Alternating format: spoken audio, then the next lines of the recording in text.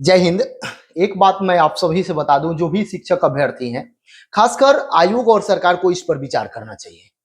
आज एक मामला तब हद हो गया जब उस व्यक्ति वेस्टेड पास ही नहीं थे, केवल फॉर्म बीपीएससी टीआरई का अप्लाई कर दिए और उनका रिजल्ट भी हो गया। रिजल्ट होने के बाद वेरिफिकेशन भी हो गया। वेरिफिकेशन होने के बाद फिर वह आज अपना जाकर ज्वाइनिंग लेटर भी ले लिए। ज्वाइनिंग लेटर कहने का अर्थ हुआ कि प्रशिक्षण के लिए। तो इतना बड़ा समस्या हो रहा है, इतना बड़ा बड़ा खुलासा हो रहा है, फिर भी आयोग और सरकार इस पर संज्ञान क्यों नहीं ले रही है? ये एक प्रश्नवाचक चिन्ह है। यदि सरकार और आयोग सही तरीका से साफ सुथरा एग्जाम कराई, अच्छी बात है।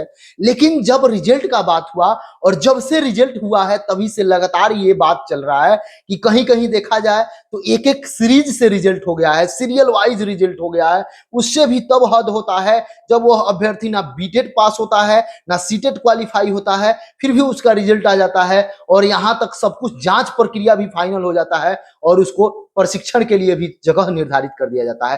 तब वह बंदा आता है और मीडिया के सामने इस बात को रखता है कि मेरे पास क्वालिफिकेशन नहीं है, मेरा रिजल्ट हो गया है, मैं एक सीट खाना नहीं चाहता हूं, और वह अपना सब कुछ दिखाता है जो वहां से उसको वेरिफिकेशन करके ओके किया गया।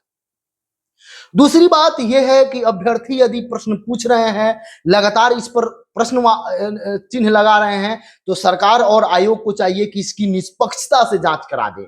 यदि निष्पक्षता से जांच हो जाए, अभ्यर्थी का केवल यही डिमांड है कि रिजल्ट में गड़बड़ी हुई है। गड़बड़ी कहां से हुई है ये अभ्यर्थी नहीं बोल रहे हैं। अभ्यर्थी का ये कहना है कि जिस तरीका से बहुत ऐसे फर्जी अभ्यर्थी हैं जो बीपीएससी टीआरई का एग्जाम का फॉर्म अप्लाई कर दिए और उनका रिजल्ट भी आ गया, यानी कि आनन फानन का आरोप लगा रहे हैं। कम समय में एक सबसे बड़ा अभ्यर्थी का ये बात है कि कम समय में जो रिजल्ट दे दिया गया है वो भी एक संशय का घेरा है कि कैसे इतना जल्द हुआ और इसमें भी गड़बड़ी बहुत सारा हो गया। अभ्यर्थी ये भी आरोप लगा रहे हैं लगातार, और वो आरोप आगे बढ़ बढ़ के आगे समय पर बढ़ते बढ़ते वो सही भी हो रहा है। आज का यदि कोई देखे होंगे तो वो भी मुकेश कुमार सिंह नाम का एक बच्चा आते हैं और वो अपना सब कुछ बजाते दिखाते हैं कि मैं एलिजिबल नहीं हूं, फिर भी मेरा रिजल्ट है, रिजल्ट ही नहीं मेरा सब कुछ परीक्षण हो गया और मैं उसमें ओके पाया गया।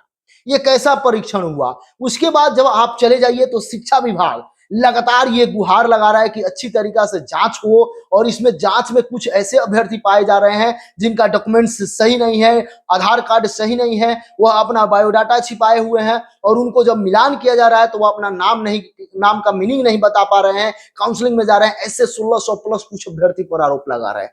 इन सारे प्रक्रिया को देखा जाए तो अभ्यर्थी का अलग इतर बात है और आयोग अलग तरीका से बोल रहा है कि मैं साफ सुथरा एग्जाम कंडक्ट कराया, अच्छी बात है। लेकिन रिजल्ट को गड़बड़ी को लेकर जो प्रश्न उठ रहे हैं उस पर आयोग और सरकार को संज्ञान लेकर एक निष्पक्ष जांच करा देनी चाहिए।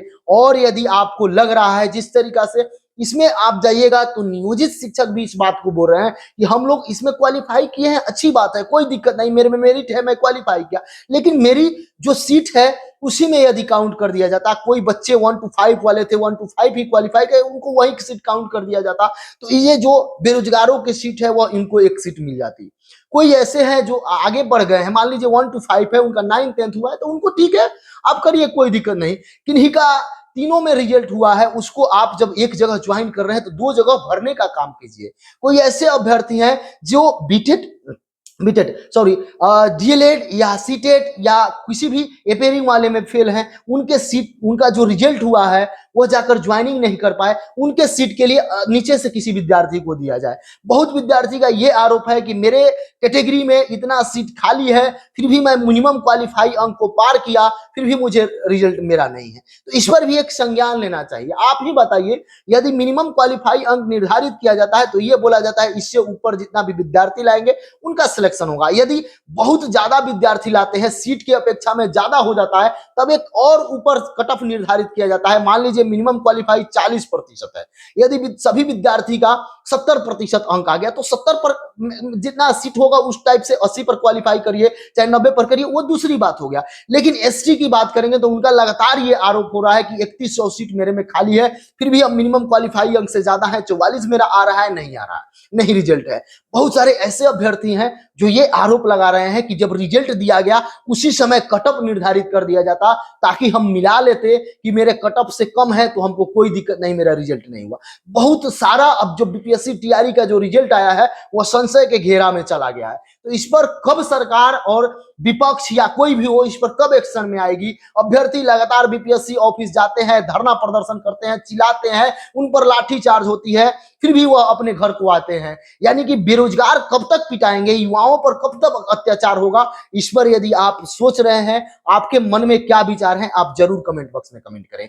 इससे पहले यदि चले जाएं, एस्टेट वगैरह होता था जब बिहार में, उस समय बाहर के विद्यार्थी कभी भी एलिजिबल नहीं थे। लेकिन बहुत सारे ऐसे विद्यार्थी हैं जो 9th-10th में कैसे ज्वाइनिंग कर लिए, 11th-12th में कैसे ज्वाइनिंग कर लिए अदर स्टेट के, ये भी एक प्रश्नवाचक चिन्ह है। अभ्यर्थी के द्वारा ये सारा आरोप लगाया जा रहा है। अभ्यर्थी का साफ तौर पर कहना है कि उनको अभी भी ये उम्मीद है कि उनका रिजल्ट होना चाहिए लेकिन नहीं हुआ है। ये कारण नहीं बताया जा रहा है कि किस कंडीशन में उनका रिजल्ट नहीं है वो हो रहा है। जब वह सब कुछ पार कर गए, मिनिमम क्वालिफाई अंक से भी ज्यादा है, उनके कास्ट में, उनका कैटेगरी में सीट भी खाली है। तो इन सारे चीज को, और एक अभ्यर्थी का सबसे बड़ा आरोप है कि जिस तरीका से लड़की के लिए यानी कि महिलाओं के लिए 50% सीट रिजर्व था 1 to 5 में, उनका अलग शिफ्ट में एग्जाम हुआ तो नॉर्मलाइजेशन क्यों नहीं हुआ?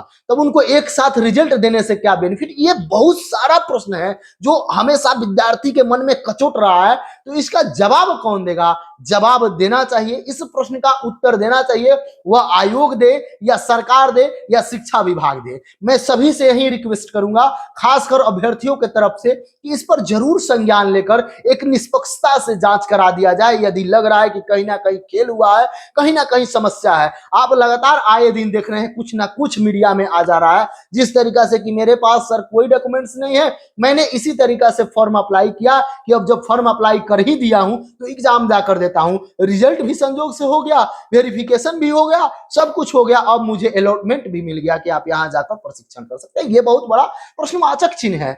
और आज देखे हुईएगा लगातार अभ्यर्थी आज भी परेशान है। थोड़ा सा मैं सभी अभ्यर्थी से बता दूं, मैं पटना में नहीं हूं, पटना से बाहर हूं, जिसके कारण मैं आप लोगों से नहीं मिल पा रहा हूं, इसके लिए क्षमा प्रार्थी हूं। फिर मैं बहुत जल्द प्रयास कर रहा हूं कि आप लोग से साथ आऊं, साथ मिलूं, बातचीत करें। लेकिन ये जो वायरल हो रहे हैं, ये सब जो प्रश्न है उस पर सरकार को संज्ञान लेना चाहिए, खासकर मुख्यमंत्री जी को संज्ञान लेना चाहिए। अभ्यर्थी को उम्मीद बना रहता है मुख्यमंत्री जी से और उप मुख्यमंत्री जी से, ये लोगों को संज्ञान लेकर इस पर अच्छा तरीका से अभ्यर्थियों को आश्वस्त करना चाहिए कि नहीं, आपके साथ कुछ नहीं हुआ, ये कंडीशन है, ताकि अभ्यर्थी परेशान है। अगर इस परेशानी का हल यही है कि एक तरीका से देखा जाए, जो सीट बच रहा है, कॉमन जो रिजल्ट है, जो सीटेट फेल हैं, जो डीएलएड फेल हैं, जो बीएड फेल है, उन सारे सब कुछ हटाकर देखा जाए तो अभी बहुत बड़ी संख्या में सीट खाली है।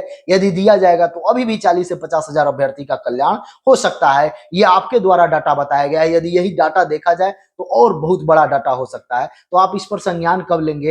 अभ्यर्थी हमेशा परेशान है। यदि आप चाहते हैं कि आपके साथ न्याय हो तो आप इस वीडियो में जरूर कमेंट बॉक्स में कमेंट करें और इस वीडियो को मैक्सिमम शेयर करें। यदि मैं जो बात बोल रहा हूं वह 100% सच्चाई है तो आप जरूर कमेंट बॉक्स में कमेंट करेंगे। जय हिंद।